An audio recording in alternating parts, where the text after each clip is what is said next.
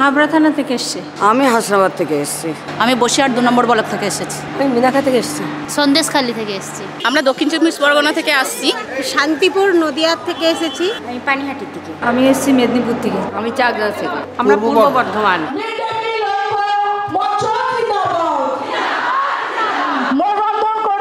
সরকারি স্বীকৃতি 12 মাসের টাকা দিতে হবে। 2004 সালে আপনারাই লড়াই আন্দোলনের মাধ্যমে বোঝাতে সক্ষম হয়েছিলেন যে মানুষের যারা পুষ্টি সাধন শিশুর পুষ্টি নিশ্চিত করতে হবে। পশ্চিমবাংলার 5টা মিড ডে মিল কর্মীদের ইউনিয়ন এই কনভেনশন ডেকেছিলেন।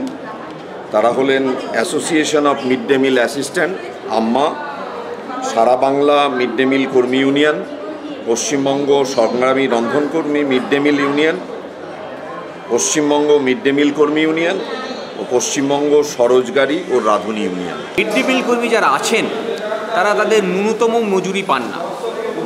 যে মিনিমাম ওয়েজ সরকারভাবে স্বীকৃত সেই মিনিমাম ওয়েজটুকুও তারা পান না, অথচ তারা দিনের পর দিন তারা খেটে যাচ্ছে। 2004 সালে 1,500 টাকা পায়, ওটা দলে ভাগ করে নিতে হয়। গ্রুপ মারফত 300 করে মানে ভাগ হয়, 300, 250 যেখানে যেরকম মানে ঢুকিয়ে রেখেছে সেইভাবে মানে 10 টাকা করে পড়ে। আমাদের 12 মাসে রান্না করিয়ে 10 মাসের মাইনে দেয়। এটা আমাদের দাবি যে আমাদের 12 মাসের মাইনে দেওয়া হোক। তার মানে কি যখন ছুটি থাকে, স্কুল যখন ছুটি থাকে সেই সময় আমরা 2 মাস মাইনে পাই না। পুজোর আর গরমের ছুটি, পুজোর সময় আর গরমের ছুটি, অক্টোবর আর মে মাসে ছুটিতে রান্না। এবং আমাদের যে ছুটি থাকে কেন, আমরা তো ছুটিতে রান্না করি, আমাদের ছুটি তো থাকে না। ছুটি থাকে কিন্তু 12 দিন 15 দিন আমরা রান্না করতে হয়। ছুটির মাসে আমাদের রান্না করানো হচ্ছে। 12 দিন 15 দিন দিচ্ছে না, কোনোদিন আমরা টাকা পাই না। ওটা খুব দেয় না। প্রাইমারিতে মানে প্রথম থেকে চতুর্থ শ্রেণী পর্যন্ত 5 টাকা 47 পয়সা এবং উচ্চ প্রাইমারিতে 8 টাকা 14 পয়সা। আসলে এটা একটা এর দ্বারা কোনো পুষ্টি হয় না ছেলে মেয়েদেরকে। মাঝে 4 মাসের জন্য রাজ্য সরকার কিছু বাড়িয়েছিল, তারপরে আবার সেটা বন্ধ করে দিয়েছে। অসম্মানের জায়গাটা হচ্ছে আমাদের তো এই যে মাইনে দেয়, আমরা যে মিড ডে মিল কর্মচারী, অন্যান্য যারা অঙ্গনওয়াড়িতে চাকরি করে তারা বলে অঙ্গনওয়াড়ি কর্মচারী, কিন্তু আমাদের বলতে লজ্জা করে। আমাদের যা মাইনে দেয় কেন্দ্র রাজ্য দুজনাই যা মাইনে দেয় বলতে আমাদের লজ্জা করে, সেটাই আমাদের অসম্মানের লাগে। আমরা হয়তো একটু সেজে গুজে বেরোলাম মিড ডে মিল কর্মীরা, তখন বলি মিড ডে মিল কর্মী, মিড ডে মিলে কাজ করে, দেখো ঘুরে বেড়াচ্ছে সেজে গুজে, সাজতেও ভয় লাগে। যে মিড ডে মিল কর্মীরা রান্না করে তাদের কোনো খাওয়ার অধিকার নাই, সেখানে খাওয়ার দিতে হবে। কেননা যেখানে আমরা দেখছি যে ব্যবসায়ীদের তারা ঋণ মুকুব করে দিচ্ছে 40 লক্ষ কোটি টাকা, এবং যেখানে কর ছাড় দিয়ে দিচ্ছে 14 লক্ষ কোটি টাকা, সেখানে এই হতদরিদ্র কোটি কোটি মানে ছাত্রছাত্রী যারা হতদরিদ্র তাদের জন্য মুখের খাবার তুলে দেওয়ার জন্য, পুষ্টিকর খাবার তুলে দেওয়ার জন্য তারা বরাদ্দ করতে পারে না।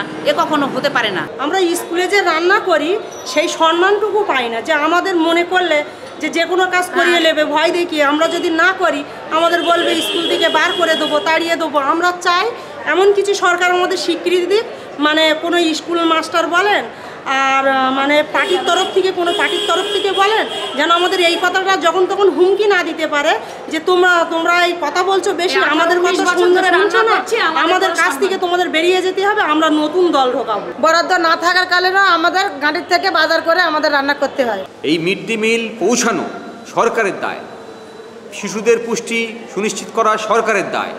তাই সেই সরকারের যে দায় ছিল, যে সরকারের যে সাংবিধানিক দায়বদ্ধতা, সেই দায়বদ্ধতার জায়গা থেকে যে কাজ সরকার করার চেষ্টা করছে, সেই কাজে যে কর্মী, সেই কর্মীর দাবিকে সুনিশ্চিত করতে হবে। এক তো নারীদের শ্রমকে শোষণ করা, এটা একটা রান্না করার কাজ, অথচ এটা একটা স্কিল্ড ওয়ার্ক, সেটাকে মানে একটা ফালতু কাজ বলে করা। এবং দ্বিতীয়ত হচ্ছে গিয়ে মিড ডে মিল প্রকল্পটাকেই যেহেতু সরকার ভাবছে যে একদম ফালতু, ওটা মানে কোনো মতে দিতে হচ্ছে, তাই আমি দেব, ফলত মিড ডে মিল কর্মীদের সামাজিক স্বীকৃতির জায়গা নেই।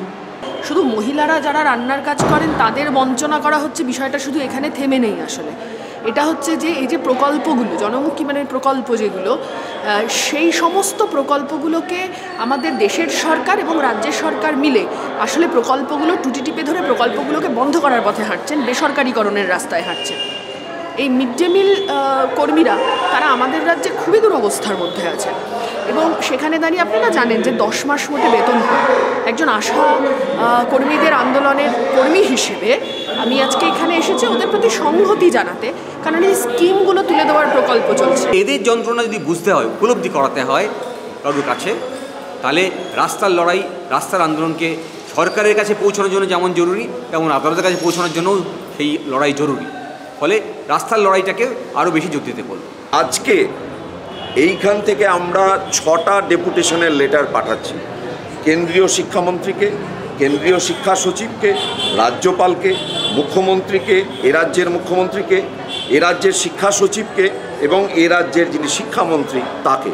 এবং সেখানে আমরা এইটাই বলছি যে আপনারা যদি এই দীর্ঘদিন ধরে চলা এই দাবিগুলোর সমাধান না করেন, আপনাদের শুভচিন্তার পরিচয় না দেন, তাহলে আগামী দিনে মিড ডে মিল কর্মীরা কিন্তু বৃহত্তর আন্দোলনে যাবে। সেই ঘোষণাও আজকে কনভেনশনের থেকে করা হবে। জানুয়ারি মাসের শেষ তারিখে এটা আমরা চেষ্টা করছি জানুয়ারি মাসে। আমরা 15 দিন রাজ্য সরকারের কাছে সময় দিয়েছি চিঠিতে। তার মধ্যে যদি তারা আমাদের আলোচনায় ডাকেন বা আলোচনায় বসেন বা কোনো উদ্যোগ নেন ঠিক আছে, না হলে জানুয়ারি মাসের শেষ দিকে আমরা বড় ধরনের আন্দোলনে যাব।